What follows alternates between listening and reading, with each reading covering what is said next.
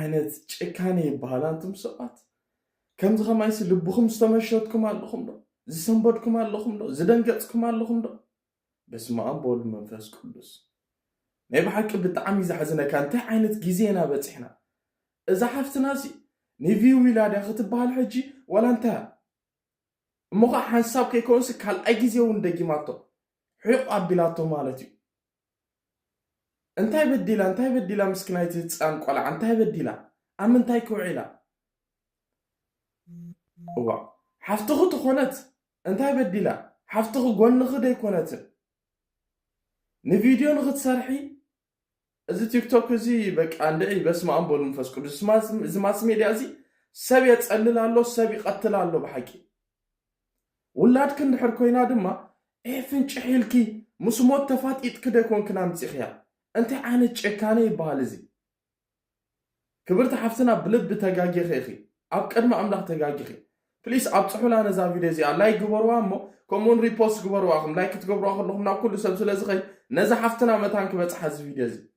ብልቢ ተጋጊኺ ኢኺ እዋ ኣብዚ ሰዓት እዚ ኣብዚ ዘመን እዚ ሲ ምስ ሰብ ፍጡር ከማኻ ክትሃርም ኣይኮነን እንስሳ ንኽትሃርም ከማንስ ነብስኻ ከም ገለ እዩ ዝገብረካ እንስሳ ንኽትሃርም ኣይኮነን ሰብ ፍጡር እሞኻ ህፃን ቆልዓ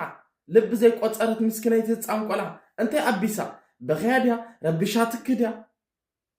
ኣብ ቪድዮ እኮ ከምዚ ዝገበረት ሲ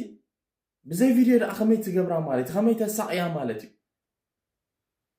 እዋ እንታይ ክትገብሪ ወሊድክያ እንድሕር ከምዚ ጌርክ ተሳቕያ ኮይንክ እንታይ ክትገብሪ ወሊድክያ እንታይ ክትገብሪ ሃንደበት እንድሕር ተወሊዳ ከዓ ስቐይክ ብዝኸድክዮ እግሪ ከይትስቀሊ ክብርቲ ሓፍትና እግሪ ክትሰቐሉ ከለኻ መከላኸሊ ዝበሃል ኣሎ ኮንዶም ተጠቐሚ ካልእ መከላኸሊ መድሃኒታት እውን ኣሎ እንታይ ዝኣበሱ ቆልዑም ብዘይድልየቶም መፂኦም ኣብዚ መሬት ዝሰቐዩ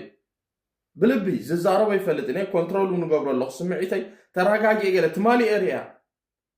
ስምዒታዊ ኮይኑ ሕማቕ ቃላት ንኸይዛረብ ግን ብጣዕሚ ተረጋጊአ ምክንያቱ ህፃን ቆልዓ ብኸመይ ሎማዓንቲ ፖስት ዝብላ ዘለኹ ቪድዮ እውን ዝሰርሕ ዘለኹ ነዛ ቪድዮ እዚኣ ብጣዕሚ ስምዒታዊ ዝገብረካ ህፃን ቆልዓ እሞ ከዓ ክልተ ግዜ ደጊማታ ተካልእ ጋራ ሸንዲሓ ገዲፋታ ሓንሳቕ ሕቕ ኣቢላታስ ካልኣይ ግዜ ከዓ ሕቕ ኣቢላታ